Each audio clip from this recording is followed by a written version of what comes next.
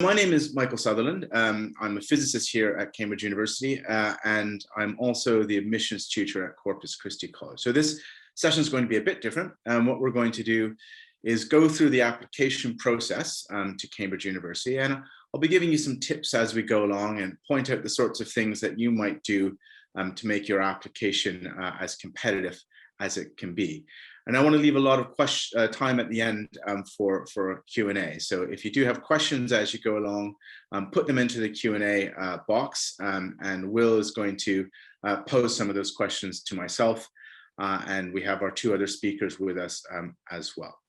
So let's begin. And I guess the first thing to kind of emphasize about Cambridge is that it's organized in a slightly different way than most other universities. So Cambridge University is what's called a collegiate university. And what that means is it's made up of 31 different independent colleges, as well as over 100 faculties and departments. And when you join the university, you become a member of both the university and one of the colleges. Now, something that's slightly different at Cambridge and indeed at Oxford is that when you apply to study, you choose one of the colleges to apply to. So your application for medicine isn't to Cambridge University, it's to Corpus Christi College or Trinity College at Cambridge. And we'll talk a little bit about the implications for that in the admissions process. So, why should you consider applying to Cambridge University? I mean, it's a famous university, people know the name, but what are the sorts of things it might offer you as an undergraduate student? And I think there's sort of 5 things that really make us stand out. And first and foremost is that we've developed, I think, a really fantastic way of teaching students. So in most universities, you have large lectures, and indeed we have those at Cambridge delivered online in the age of COVID, but normally these are in person.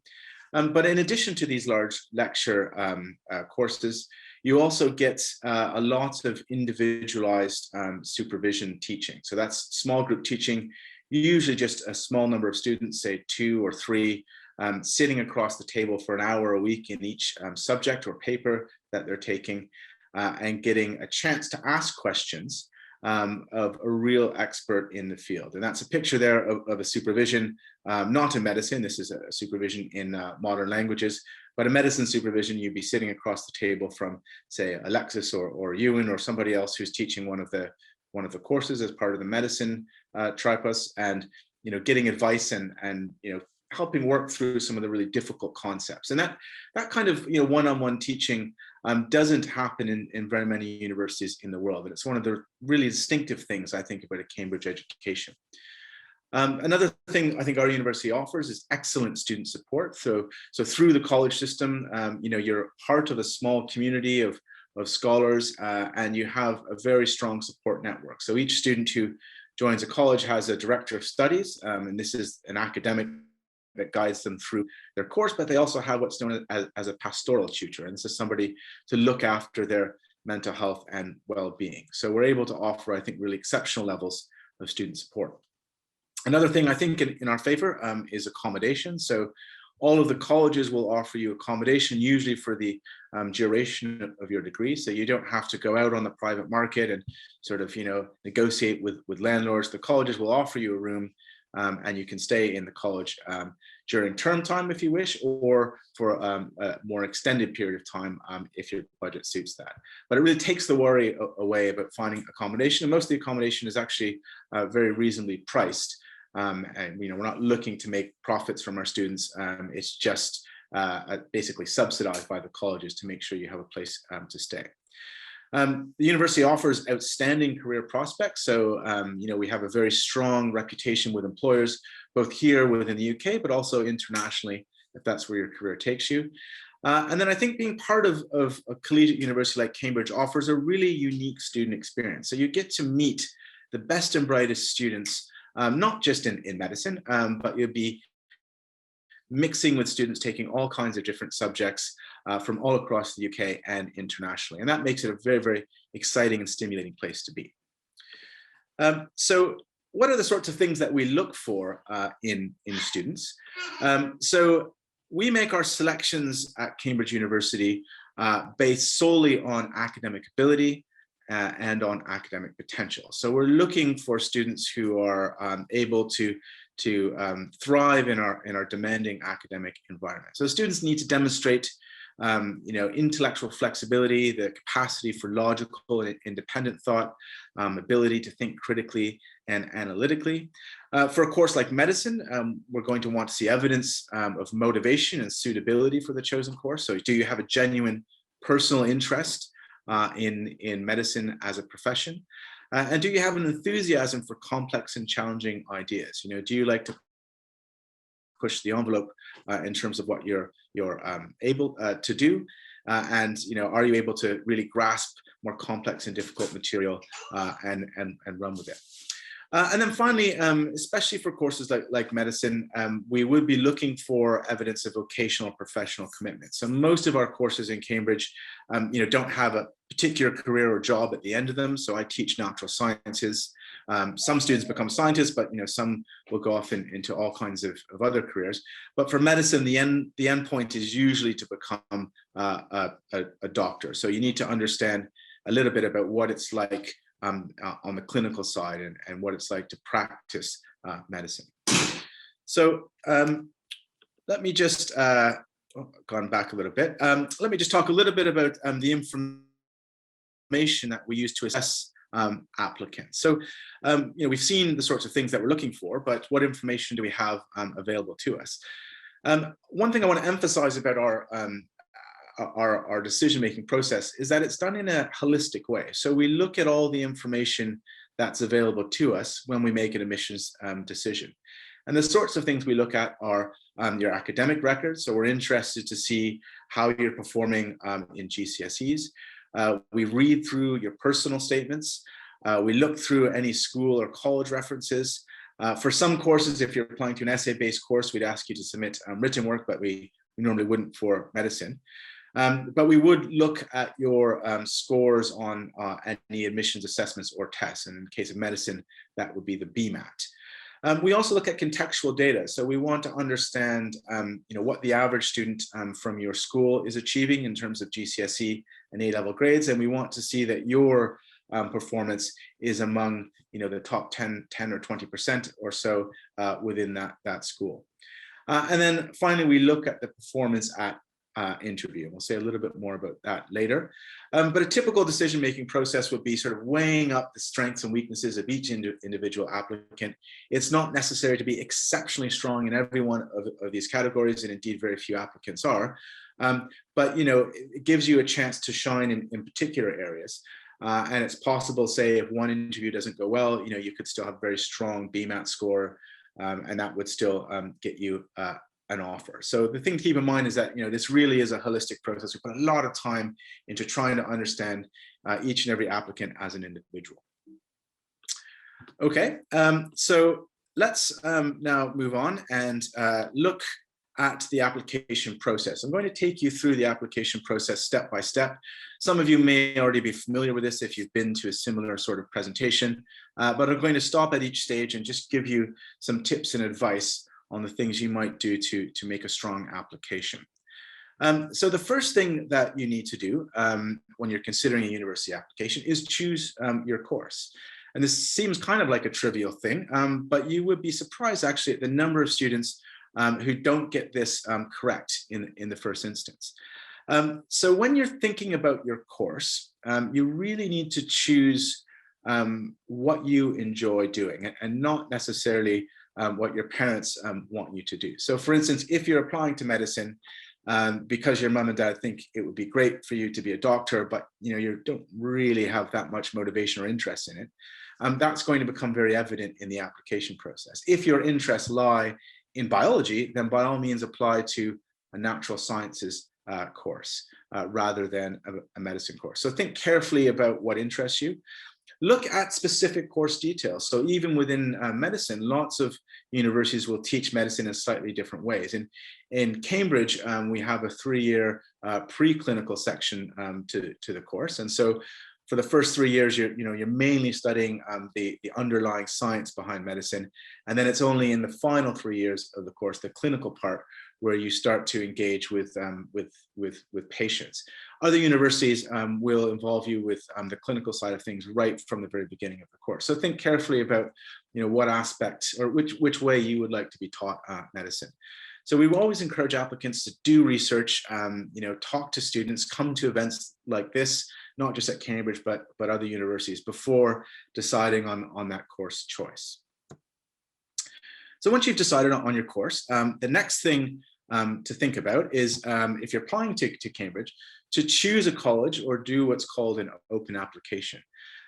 So if you really can't decide between the colleges, they all look equally good to you, you can tick the open application box on Ucas, and you will be more or less randomly assigned to one of the more undersubscribed colleges. And if that doesn't bother you at all, that's absolutely fine. You won't be disadvantaged in any way. However, some students do have a particular preference for the type of college they would want to be at. And these are the sorts of things that you might think about when you're choosing a college.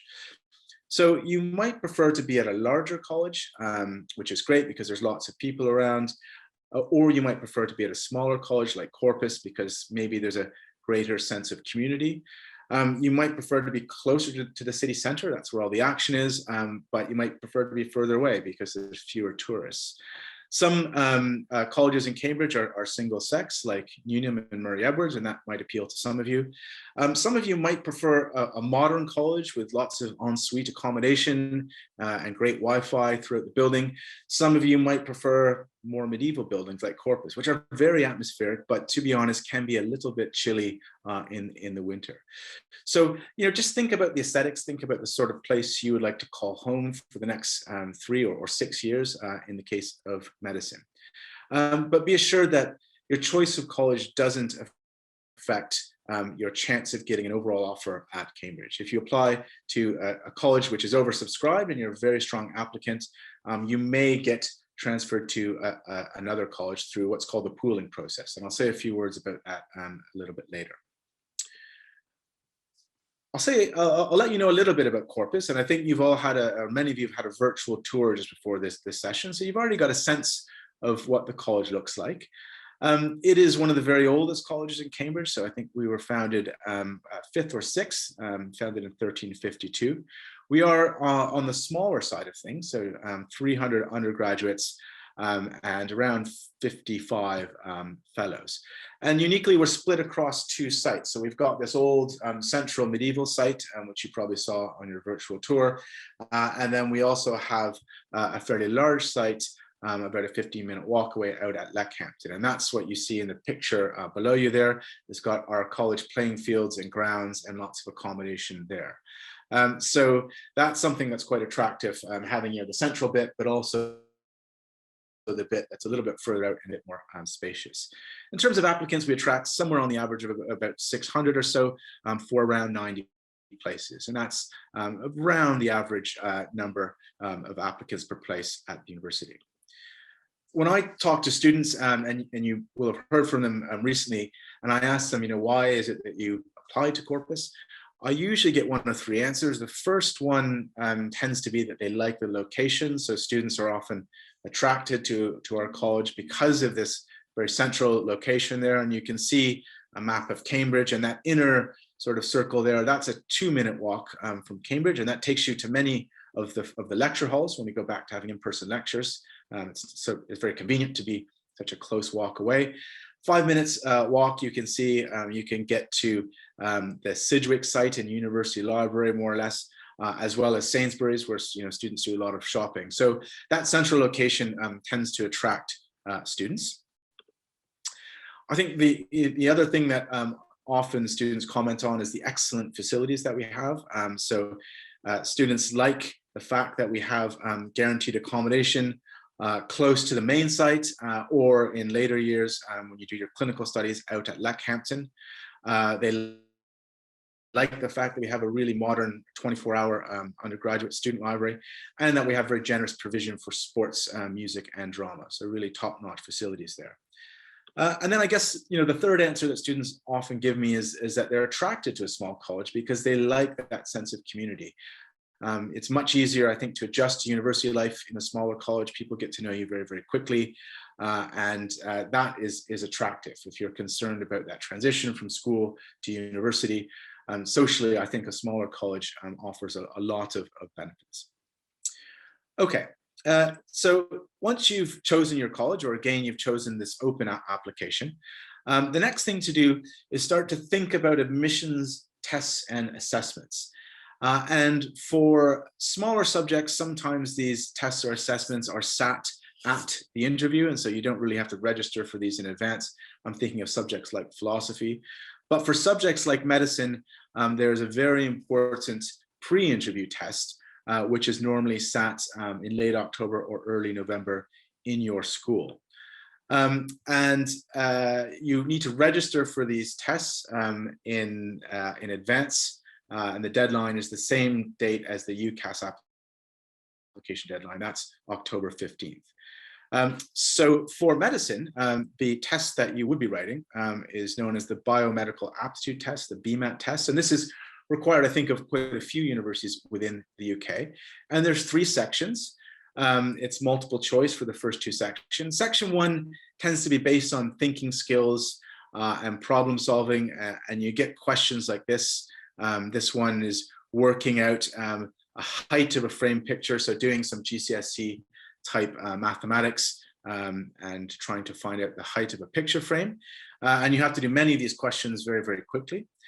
Then section 2 is based more on scientific knowledge, again, mainly sort of GCSE topics. And this is one from a sample paper looking at a lizard that's placed in a chamber with a flow of air. And there's this data set here of the carbon dioxide concentration versus time.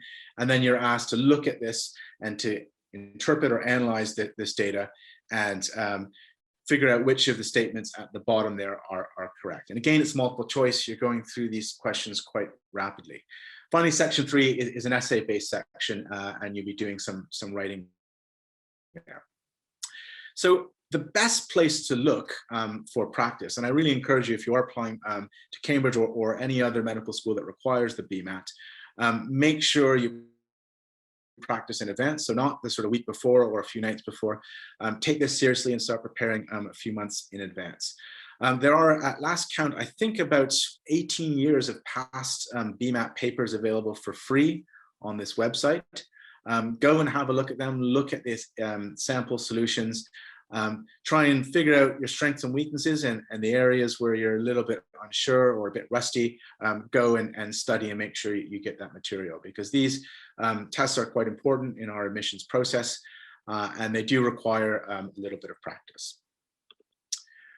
Okay, so once you've got yourself registered for the Bmat and you're hopefully preparing for it, the next thing that we need to think about is the Ucas application. So again, that's due on the 15th of October. At Cambridge, uniquely, you'll be asked to fill out what's called an additional questionnaire, and you'll get a little link to fill that out on the web. That's just a bit of extra information that we ask you to fill out, such as, you know, what topics you've covered in your A-levels up to this point. There's a little box for a few more words if you want to say something in a personal statement that's not in your main Ucas personal statement. So it doesn't take too much time to fill out, but just do be aware that is required. Now, with your Ucas application, you have to write a personal statement, and probably several of you are starting to think about you know, what you might put in that personal statement. Year 12 is probably a good time to start having thoughts about that. And I'm often asked as an admissions tutor, what are the tips for writing a good personal statement? So I would say, in my experience, the top tip is that it's got to be personal. You know, the hint is kind of in the title there. This has got to be about you, your motivations for the course, and what you're really trying to get across to the person reading it, who would be myself or Alexis or Ewan. You know, why should we choose you for this course? What motivation and interest have you demonstrated in medicine? Now, many of you will be doing lots of wonderful things. You'll be doing maybe some placements. You'll be reading books. You'll be attending, you know, taster events like this. And it can sometimes be tempting to try and cram everything into that personal statement. And then it kind of detracts from it. So it starts to read a bit like a shopping list rather than a considered reflection on what a student's interests are. So I tend to advise students to pick a few of these things that they've done and reflect on them. What did you learn from the experience? What did you find interesting? If you found Ewan's talk on naked mole rats interesting, and then you went off to do some further research on that, that would be something you could put in. But again, reflect rather than list, I think is a good piece of advice. Make sure you focus on the chosen course and make sure you make it academic heavy. So around 80% of your personal statement should be focused on the academic things that you're doing. And 20% at the end can be a little bit about your extracurriculars, your sports and your music and that sort of thing. This can be useful for other universities that you're applying to, but at Cambridge, we tend to skip over this part. So again, we're interested in academic ability and potential when we make our decisions. I just wanted to make you aware of one other part of the Ucas application. It's called the Extenuating Circumstances form. This is a form that your teacher can fill out on your behalf and allows us to assess whether a student has had any particular major disruptions to their education. So perhaps health issues, perhaps personal issues. So if that applies to you, you can speak to your teacher. We wouldn't put things like COVID disruption to teaching here because everybody's experienced that, and there's a separate way that we can find that sort of information. But this is really if you've had, perhaps a bereavement in the family, or you've been hospitalized or something like that. So if that applies to you, make sure you speak to your teacher in advance about filling out this form. Okay, so you've got your application in now, and you filled out your additional questionnaire. The next thing to do is, of course, take your Bmat in early November, and then wait patiently. And we try to make our decisions on who to call for an interview, looking at Bmat results, but also on things like predicted grades, your personal statement, and GCSE scores. And we try to, interview all those who we think would be, competitive applicants. And you typically would find out whether you've got an interview, hopefully by the middle of November, first week of November, if we're really quick in getting back those Bmat results. But we do try to get those decisions out as soon as possible. The interviews themselves take place in early December normally. In past years, of course, they've been in person, like this interview picture we can see, but in the past round, we did it all virtually online via Zoom and Whereby. And we haven't quite made up our minds on what we're going to do next year. If it's safe, we'll probably have students back, but I imagine there'll still be some concerns about COVID, so I can foresee that it will probably be another year of remote interviewing. Now, most colleges will ask you to have 2 interviews, and typically these are 25 minutes in length, and often you would have 2 academics in each of these interviews. So you'd be assessed by sort of 4 people in the course of interviewing. One thing, again, I want to emphasize, this is not the final hurdle, so it's not the last thing you have to get through. We make all of our decisions looking at all the information. So it's possible for one interview to go not particularly well, and for you still to receive an offer. So what sorts of things come up in the interviews? You read a lot online, sort of 99% of it isn't true. But in a science interview, something like medicine, you would often be given a problem to work through. So it could be, for instance, a genetics problem, and the interviewer would ask you to solve this and would give you tips to help you go through that question. Sometimes in a medicine interview, you might get a specimen. So you might see some images of a cell, or you might see some diagrams looking at parts of a human body, and you'd be asked to have discussions on those. Sometimes in a medical interview, you might get some ethical discussions. And often in a medicine interview, one of the interviewers will be a clinician and might try to assess your suitability for clinical practice. But generally, these are modeled on our small group supervision sessions. So they're kind of like mini supervisions, and we're trying to test, are you the sort of student that would really benefit from our specific and unique way of teaching in supervisions in Cambridge. So there are quite a few resources available online to allow you to get a sense of what an interview would look like. I always recommend to students, if you're looking at for resources on interviews, have a look at what the departments, the faculties, the universities are producing, and not necessarily what past candidates or students are reporting, because sometimes they're not entirely truthful, but the stuff that comes out of departments, faculties, and universities will be vetted, and it will be absolutely as real to an actual interview, or as authentic as possible. So one example is Cambridge has a YouTube channel, and we've got this video called The Interview on there, and you can have a look at that if you like. But yeah, take that opportunity if you're uncomfortable about the idea of an interview and you're not quite sure what they're going to ask. Take the opportunity to go online and have a look at what universities are putting out there. Both Oxford and Cambridge have some really great resources on interviews. Okay, so once you've been through your interview, then you sort of wait nervously over Christmas, and then you'll be notified in January with the decision. Often it's around the middle of January. And your letter could have sort of one of three outcomes. One could be, I'm sorry, your application was unsuccessful, in which case, you've got 4 other Ucas choices there, so hopefully one of those will come through.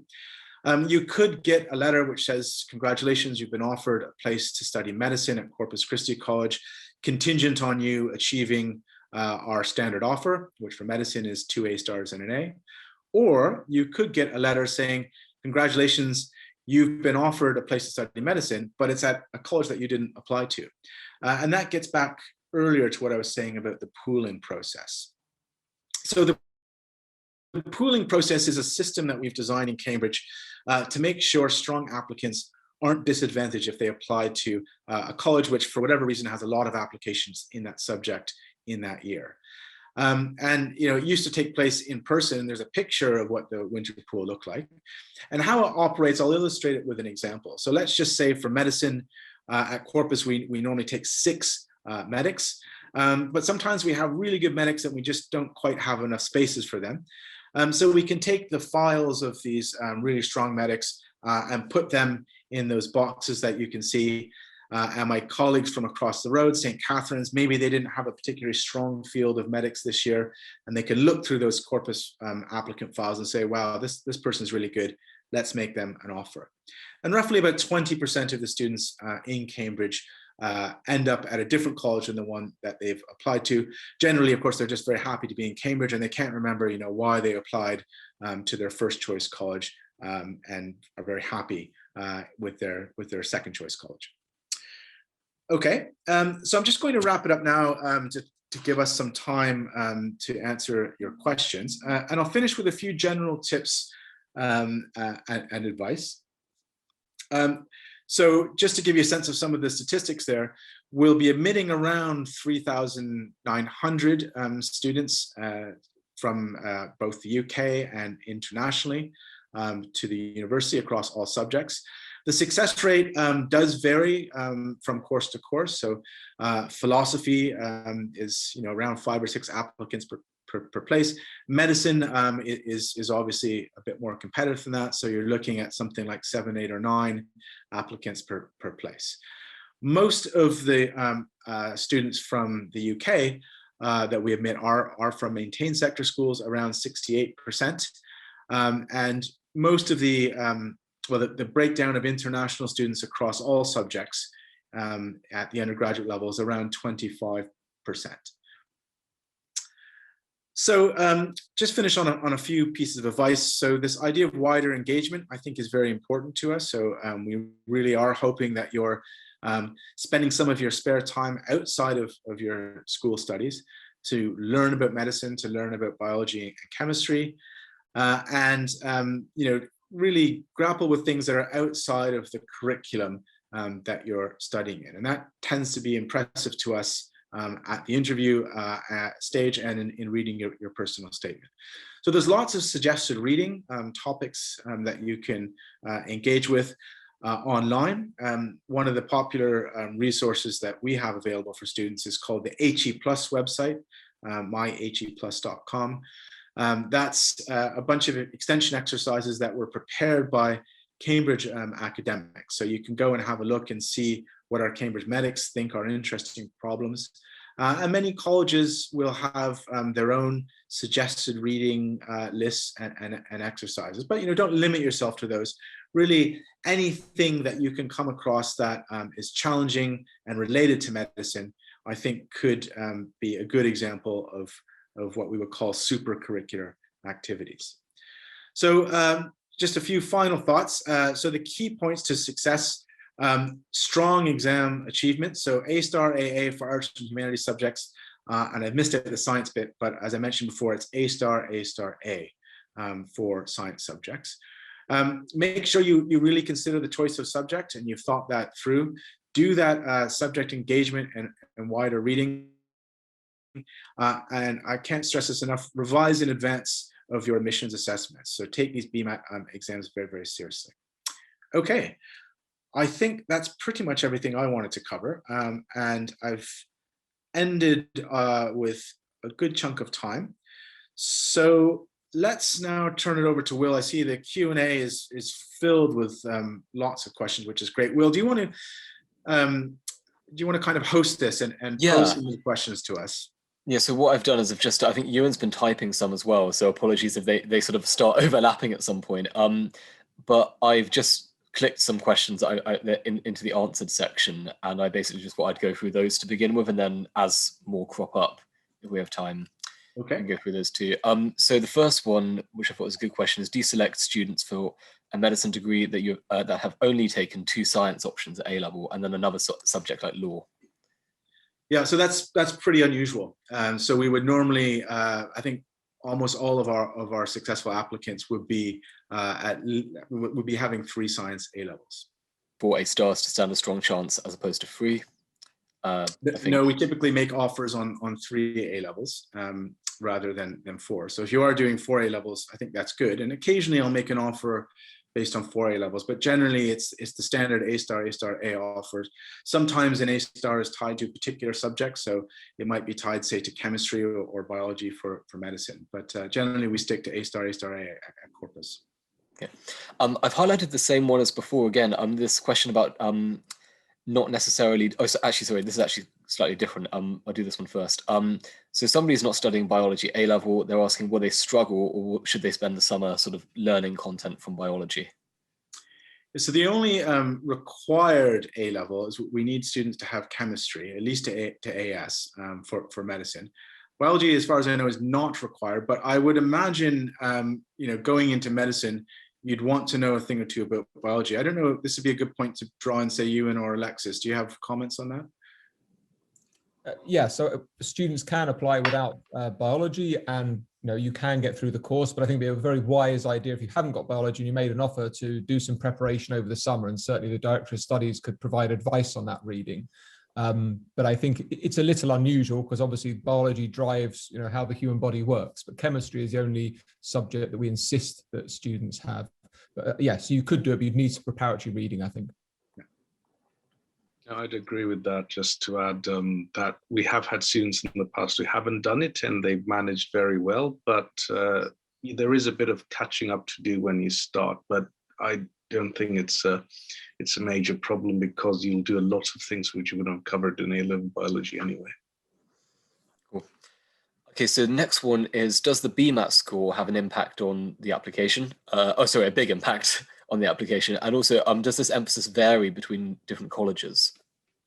Yeah, so I think I've said in the presentation that Bmat is important to us, and I think the emphasis would be pretty similar in most of the colleges. I mean, we do take these scores seriously, and the reason that we do that is because we have very good statistical evidence that high Bmat scores can correlate with success at Cambridge. So typically, most of our offer holders would be scoring at least an A and a B in their Bmat, and those grade boundaries do fluctuate from year to year.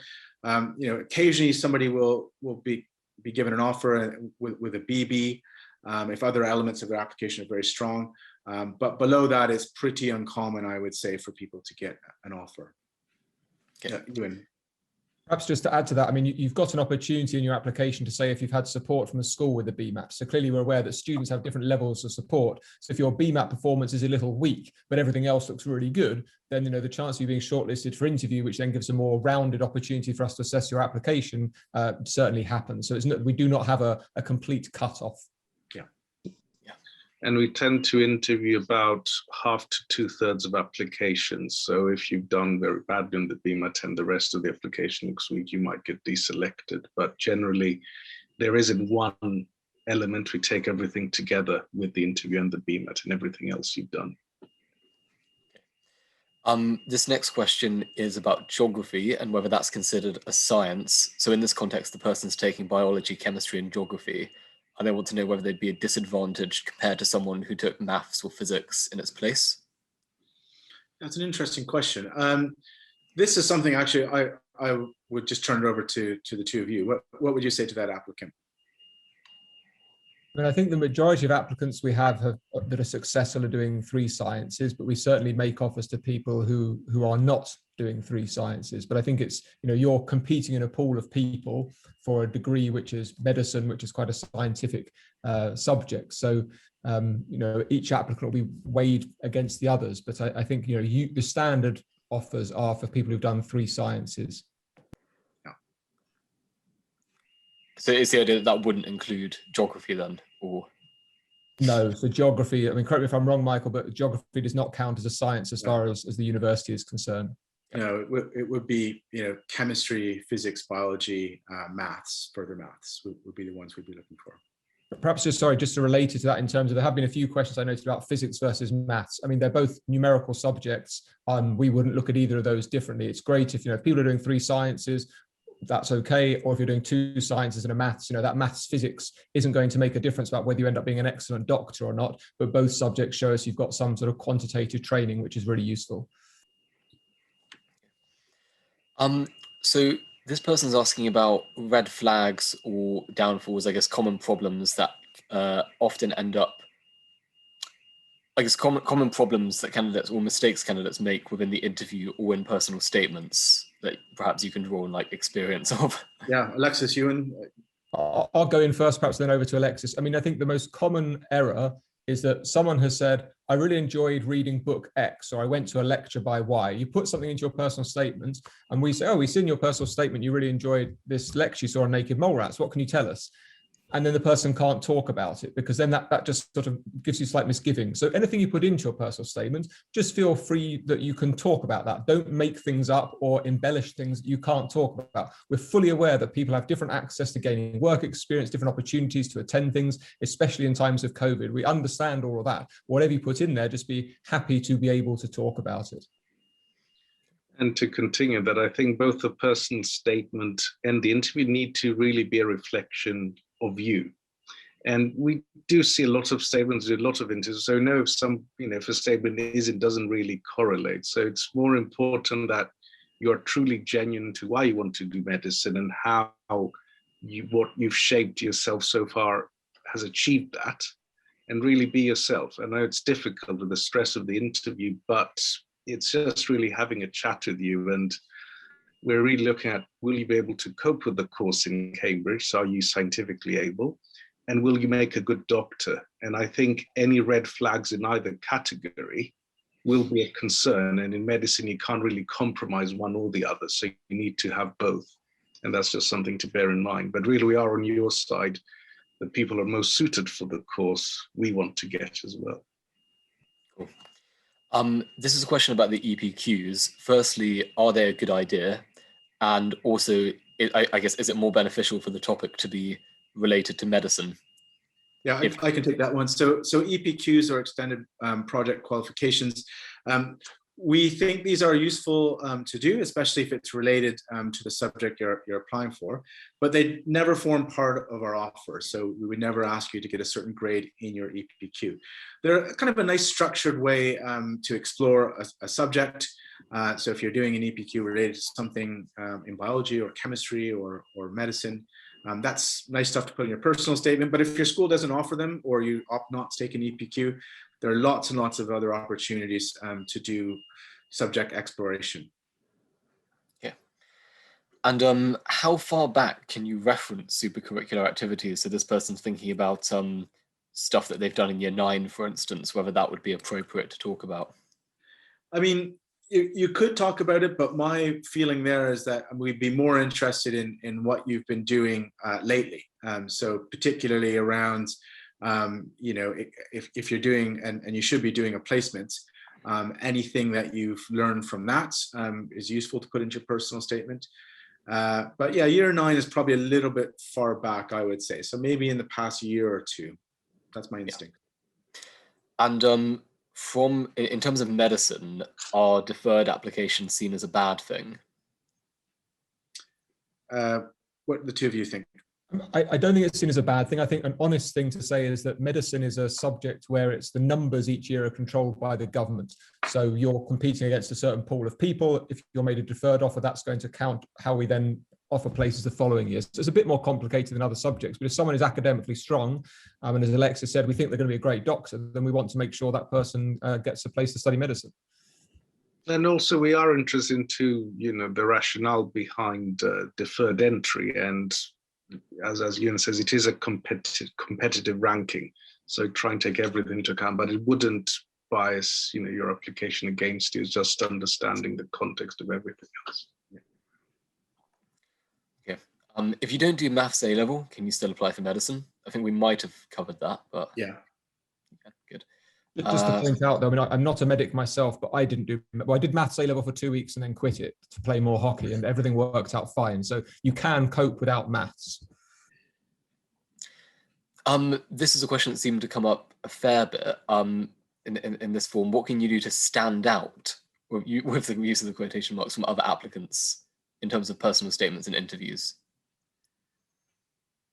Alexis, Ewan, do you want to take that? I would say the main thing is you need to be genuine. An important thing for a doctor. I think you will have done things, but most important is you need to be able to do things. But what stands out is when you read an application that really reflects what you're doing and how you've done it, and really be yourself. And that really what stands out at interview. Don't try and you know, say something that you haven't done, or as Ewan said, or just do your best and have a chat with us. And that's really what stands out. You know, the good candidates are usually quite genuine at interview and in their personal statement.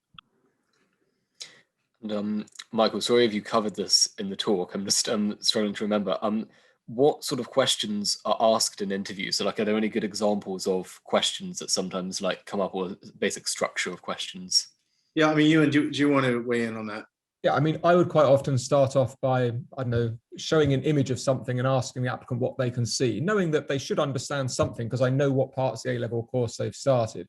So you'll start the interview with a sort of a comfortable thing, and then you'll be pushed a bit outside your comfort zone to see how you can take prompts to get towards where I want you to go. So that fits in really with how the supervision system works, which is, you know, the small group teaching where you're being taken a bit beyond where the lecture course goes. And that gives us an opportunity to see how well you can problem solve, how well you can think through something, and how well you adapt to being pushed outside of the comfort zone. Because the academic side of Cambridge in those early years, it's very fast paced. And that's one thing we're trying to gain into is, you know, how are you able to cope with being put in a new situation, exposed to new knowledge? How can you assimilate those facts and keep moving on? So we certainly are going to ask you things you do not know, but we'll always start from somewhere where you should feel comfortable starting from, and then see where things go from there. Perhaps Alexis could then give us sort of an idea of what a medical like question might be. I mean, both of the science and the medicine really start from your starting point.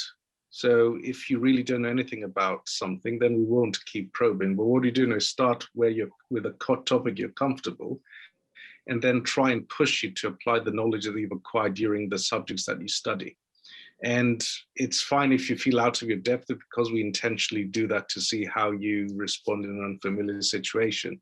So you might pick a condition that you may or may not have heard of, and try and make you work through first principles to why we treat it in such a way, why diagnose it in such a way. But it's all about using the knowledge you have to apply it. So you don't feel like you need to have learned about something in order to answer questions in it. And if there's a lot of stuff, if someone's done a lot of stuff, a lot of supercurricular engagement, how would they go about sort of structuring the personal statement? I guess, we're sort of medicine spin on this. If there's a lot of stuff that they have to bring up, what's the advice there? Yeah, I mean, my advice there is you don't actually have a lot of space in the personal statement. So you might want to choose the top 2 or 3 things that you're interested in, and then write a paragraph on each of them. As I mentioned before, we would hope that each medical student would have done a placement at some point. And I know this year, especially with COVID, some of these are virtual, and that's fine. But they need to engage with that placement and tell us what they've learned from it, what their experiences were. Because, again, on a medicine course, you're testing a scientific ability and potential, but also you're trying to look at whether they would make a good doctor or not. So certainly you should have 1 paragraph on that. And then maybe some of the other experiences and interests that you've done, maybe another 2 paragraphs on that. But you'll find there's not much space actually in that Ucas personal statement. And I just make a comment on work experience, because there's been quite a few questions about this, about how can I get it, one is I can't get it. And I think, this is clear even the last applications round, that trying to gain work experience, become a medic in times of a pandemic are much tougher than they would usually be.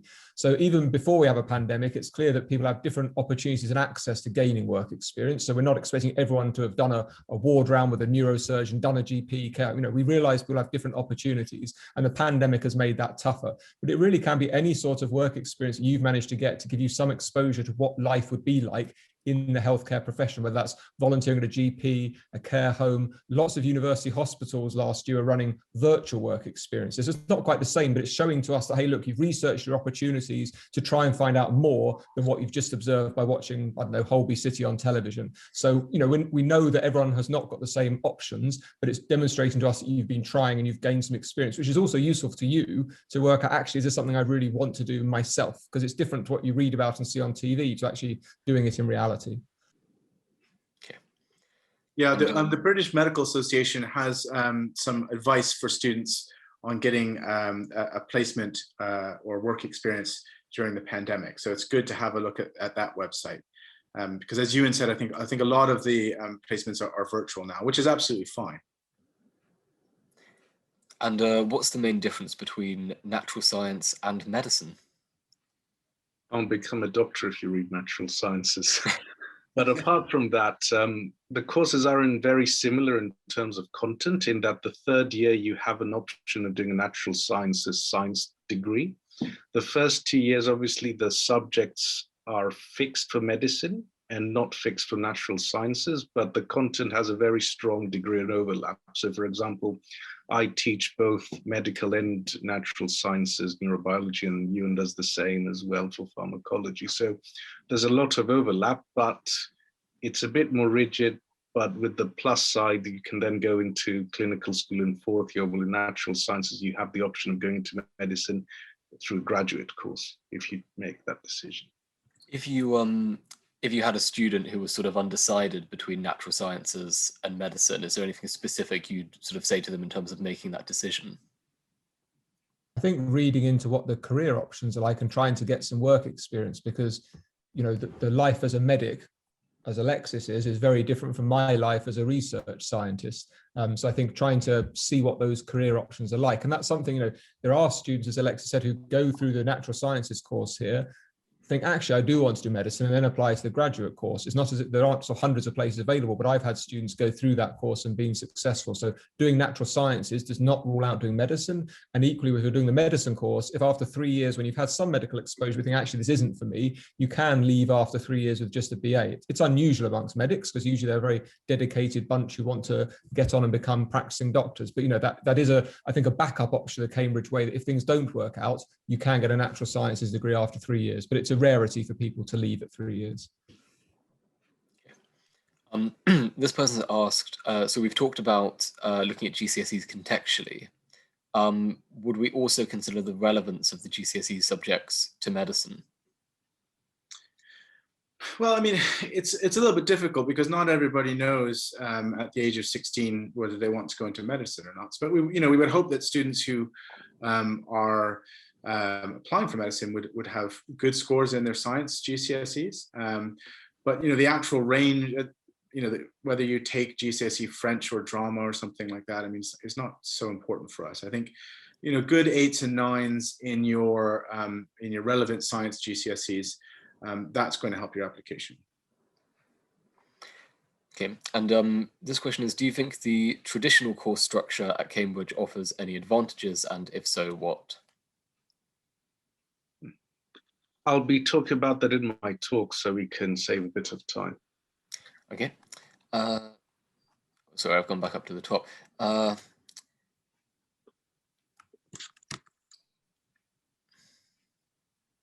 think Ewan's answered quite a lot of these while Michael's giving the talk. Quite a few of the same questions coming up. Yeah, this is a good one. Do you have to have evidence, such as a certificate, when you're reflecting on things that you've learned? I assume in the context of the personal statement.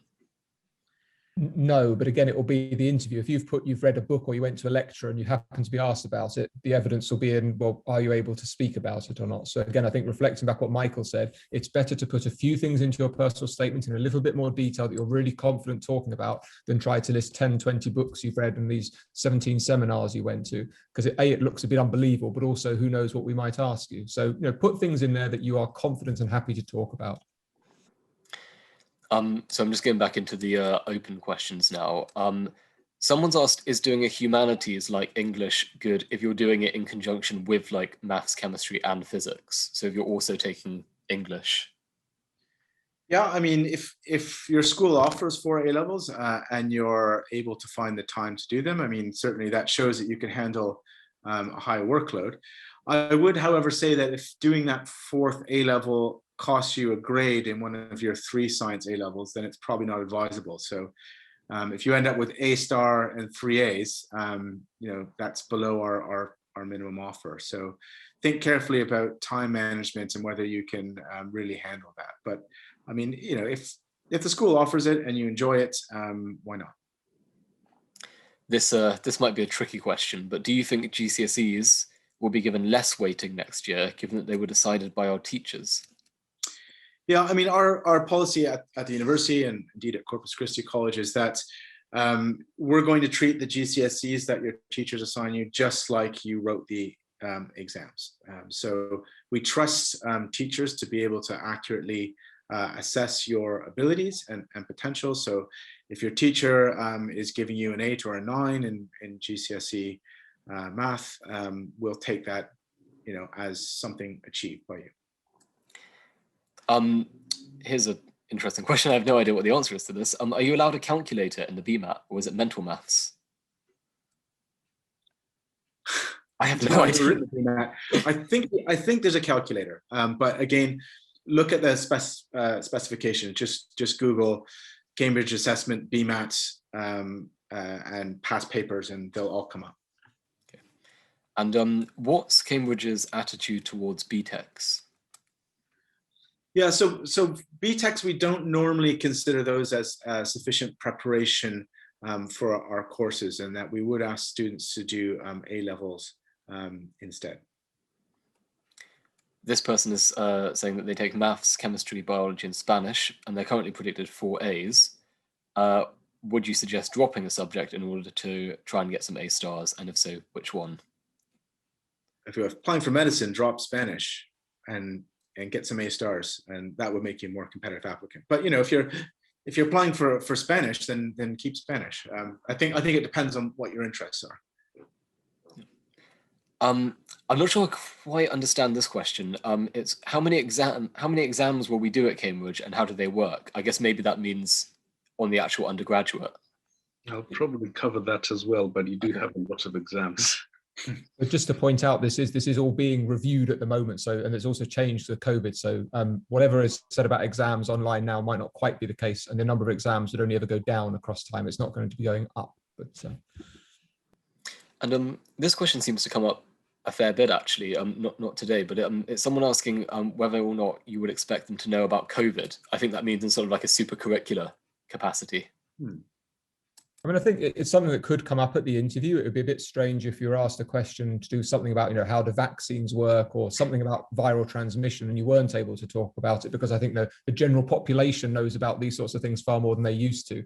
But, it would be treated, as far as I would be concerned, the same as any other medical topic of the day, that, if it was in the news a lot, we might expect you to know something about it, but equally, we're not expecting you, you're not a practicing clinician or virologist, so there'd be a limit to what we would expect. But again, it provides a nice starting point to talk about, things to do with the immune system, how vaccines work, sort of broader medical topics. This person seems to be in quite a sort of anti-special sciences environment, because they keep hearing that psychology is a useless course. What do you think of this? I did psychology A-level myself. I didn't apply for medicine. We don't, correct if I'm wrong, Michael, but psychology doesn't count as a science as far as the university is concerned. Yeah. So yeah, I think it's an interesting subject, and certainly at the university you can do psychology and psychiatry for the more medical end of things. But in terms of application to Cambridge, if you're doing 4 A-levels, you're doing, I don't know, chemistry, biology, maths, and psychology, I think it'd be seen as a useful addition, perhaps more so than something like French. But your offer would not be made on psychology. Is there physics and philosophy, or I guess physics and medicine, or medicine and physics available for tripos, for a tripos year? So I guess Oxford do a physics and philosophy course, and if you're interested in that, you should check it out. But we don't offer sort of a joint degree like that. However, I mean, if you are studying physics, so if you go down the natural sciences route, there are lots of, especially in the 3rd and 4th year, lots of topics in medical physics.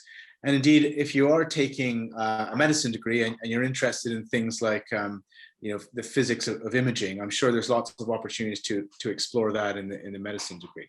So because our courses are quite flexible, you can cover those interests, but we don't have a formal medicine and physics degree. I'm guessing if somebody wanted to do physics and philosophy in the 3rd year, they could do something through the history and philosophy of science thing. Yes, that's an option you can do, in your 3rd year. Yeah. Cool. Are there any books that you would suggest reading, specifically if you were interested in surgery? That's got to be Alexis. I think it's probably quite early to make a decision, but if you are interested, then I think it's a very diverse field. So it's you have to pick what really kindles your interest in surgery, whether that's general surgery, vascular surgery, neurosurgery. And we have a number of people who've read, for example, Henry Marsh's books, and they get cited quite a bit, but there's no sort of gold standard text to read. I think you just follow your own interests. And I wouldn't want to name any specific ones that are sort of on a reading list. I think that's right, because the other thing is that some books are written in a way that, a bit like the TV, it doesn't necessarily portray what the real life is like. Like Henry Marsh's books, I find fascinating, but it's it's a potted history of what a clinician's life is like. I've not read them, I must admit. But they make good reading. But equally, you could read things by Adam Kay and think the life of a doctor is horrific in a funny way. So I think, as Alexis said, the most important thing is pick something you're interested in and just go and read some books about it. See what it does to your thoughts.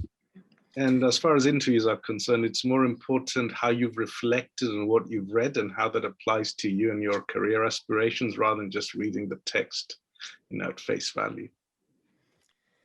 Right. Well, we'll do one more question, and then I think, Alexis, it's probably time for your talk. Sorry, we've overran a little bit. But this is a question about subjects being accepted as sciences, and would computer science count as a science?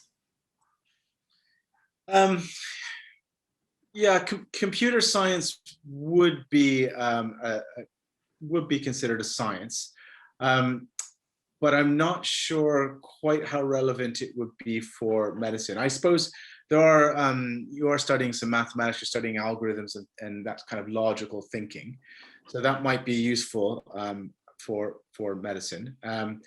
But it's pretty uncommon actually to have students apply for medicine having done computer science. But I think if you're doing computer science, chemistry, biology, that's probably a pretty reasonable combination. I don't know, what do the two of you think? I don't think we've ever had anybody do computer science, probably because they all want to study computer science and be very successful financially. I mean, think, I guess, Michael, it's whether you think it's a hard entry requirement or not, because usually from our perspective, it's if they've made it and they meet the entry requirements, then it all depends on how they will be. Somebody does a Bmat interview and commitment to medicine. So as long as you tick the box, after that, it's a level playing field, really. Yeah, I would say if a candidate was applying with computer science, chemistry, biology A levels, they got an AA in the Bmat and did wonderfully well in their interviews. I think we would make that student an offer. I'd probably ask for the A stars in chemistry and biology and an A in computer science, to be honest. But I think that's still a viable way in. But you would really have to demonstrate, I think, your skills and commitment in the interview, as well as getting a high Bmat score.